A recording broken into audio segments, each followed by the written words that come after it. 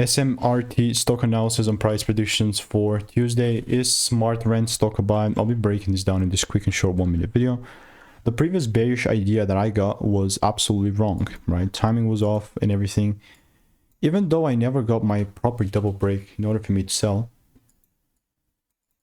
For the sake of it, I'm going to record it as a -1R, which is totally fine. And since we shifted now, doesn't mean that it's an immediate buy as well. Well, not necessarily, but I'll say one thing though. Much rather appreciate if I see a breaks above $2 with a full candle close. But nothing is in my way. Like nothing is in my way to double down buy more, hopefully, if the price actually pulls down and gives me like a 5 to 1 minute confirmations. Like nothing. And this is a exact same textbook trade. But it's just because market is fractal, we're doing it on the lower time frame. So I'll keep you updated. Like by any means, I'm not gonna buy randomly, just I'm waiting for confirmation to be met.